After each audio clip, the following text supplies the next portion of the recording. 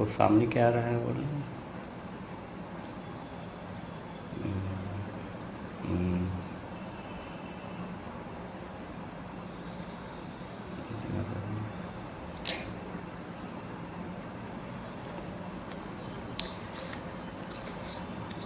हाँ नमस्कार, मैं संजय चौबे आपके सामने आज बहुत ही महत्वपूर्ण विषय पर लाइव हूँ। आप सभी लोगों को ये पता है कि वाराणसी में 25 अक्टूबर को प्रधानमंत्री की बहुत बड़ी रैली करने की तैयारी चल रही है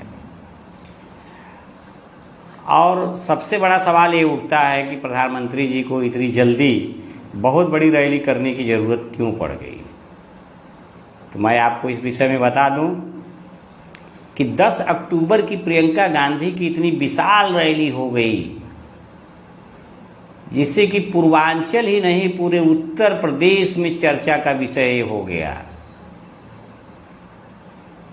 सारे पूर्वांचल में चर्चा का विषय हो गया कि प्रियंका गांधी की विशाल रैली के कारण पूर्वांचल की जनता जो है उनसे काफ़ी जुड़ रही है और इस रैली की सफलता को देखकर सत्ताधारी दल के विषय में सत्ताधारी दल के लोग काफ़ी चिंतित हो गए।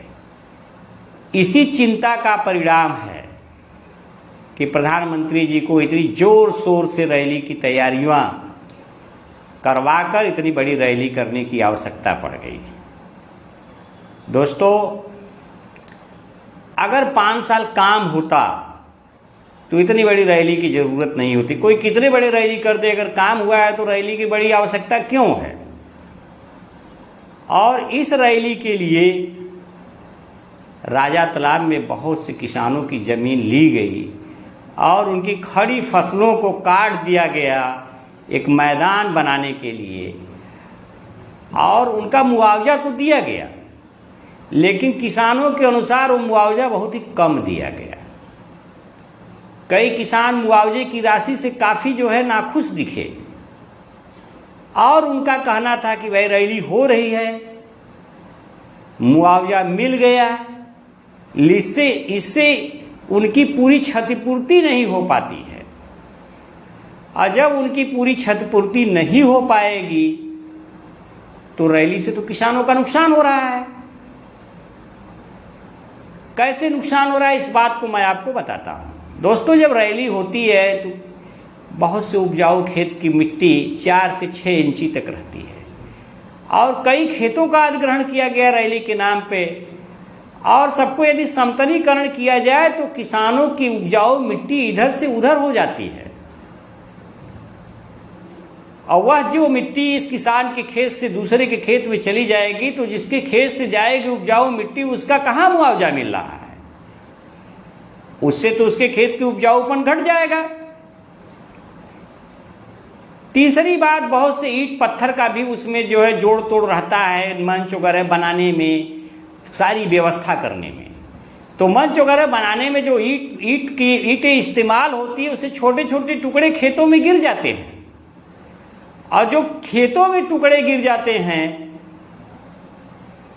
उससे खेत की जो पोजीशन होती है, जो जोत की पोजीशन होती है खेतों के, उसमें काफ़ी नुकसान पहुंचता है और उस नुकसान की भरपाई मुआवजे से नहीं हो सकती।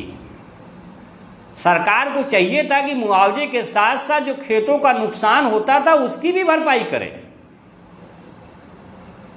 और तो और एक 2018 में भी इसी तरह की रैली हुई थी और उस समय किसानों को आरोप था कि उनको मुआवजा नहीं मिला था और आज तक मिला कि नहीं मिला इस बात की पक्की गारंटी हमारे पास तो नहीं है।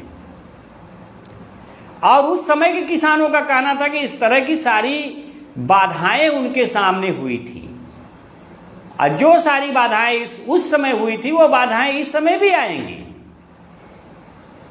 प्रधानमंत्री जी के विषय में मैं तो कभी मिला नहीं हूं उनसे, लेकिन उनके विषय में मैं एक बात जानता हूं। क्या जानता हूं, इस बात का खुलासा मैं आपके सामने कर। लोग कहते हैं कि प्रधानमंत्री बड़े सादगी पसंद व्यक्ति हैं, तो जब प्रधानमंत्री सादगी पसंद व्यक्ति हैं तो इतनी बड़ी रैली करने की क्या आवश्यकता है। और देश में डिजिटल इंडिया का नारा प्रधानमंत्री ने दिया था और सबसे पहले तो राजीव गांधी ने दिया था, उन्होंने कंप्यूटर की शुरुआत किया था। लेकिन डिजिटल इंडिया का इधर 2014 से नारा प्रधानमंत्री दे रहे हैं। तो क्या किसानों की फसल कटवाने की बजाय इस रैली को डिजिटली नहीं बनाया जा सकता था? डिजिटली संबोधित करके भी अपने मन की बात कर लेते, जैसे रोज टीवी पर मन की बात होती है। जब अपने ही मन की बात करनी है तो इसमें भी अपने मन की बात कर लेते। और मैंने सुना है, चूंकि ये सरकारी आयोजन है और सरकारी आयोजन में लगभग 5200 करोड़ समथिंग उसका आंकड़ा है, 5236.37 करोड़ की लागत से रिंग रोड, पार्किंग, पुल, सीएनजी प्लांट वगैरह कुल 30 परियोजनाओं का लोकार्पण करेंगे प्रधानमंत्री जी। आज तक 2014 से प्रधानमंत्री जी जितनी भी परियोजनाओं का लोकार्पण किए, धरातल पे जनता को लाभ मिलता हुआ दिखाई नहीं पड़ रहा है।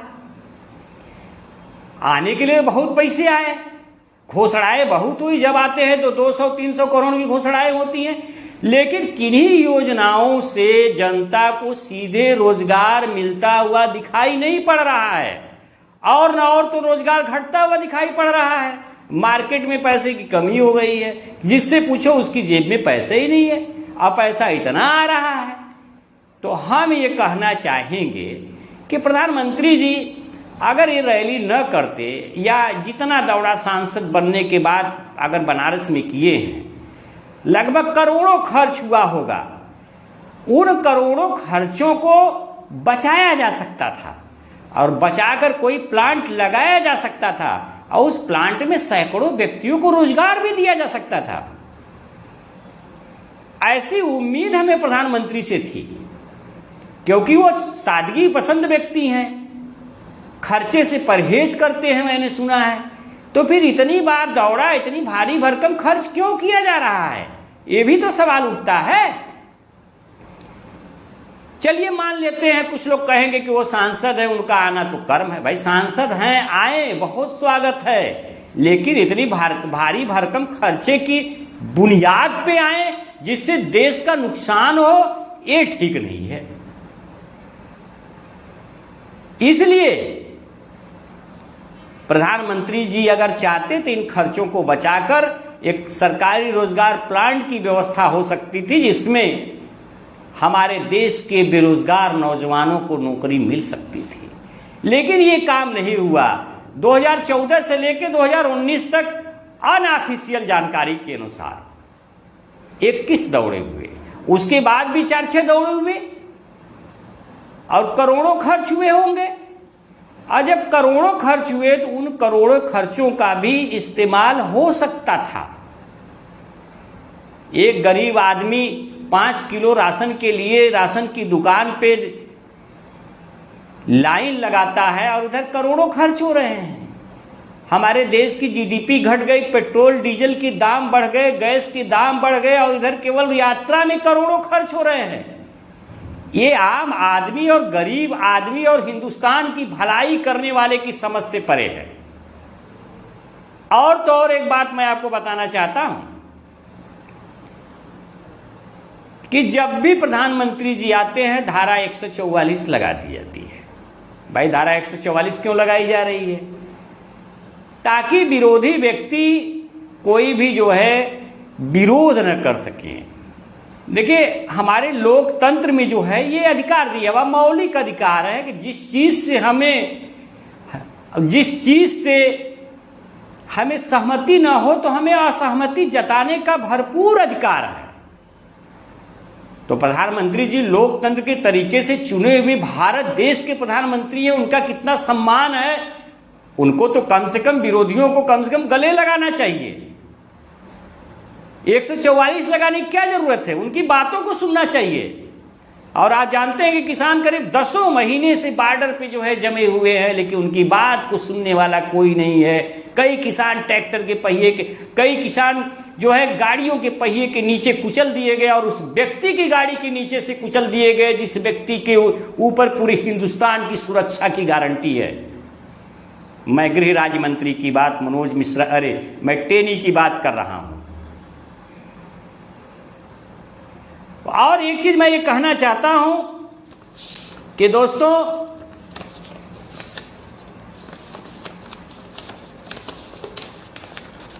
कि धारा 144 लगाने से, बड़ी रैली करने से,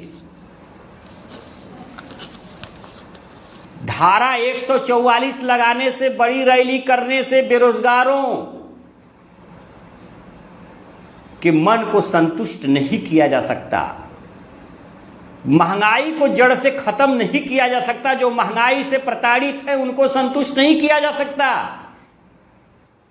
जो भ्रष्टाचार से पीड़ित हैं उनको संतुष्ट नहीं किया जा सकता।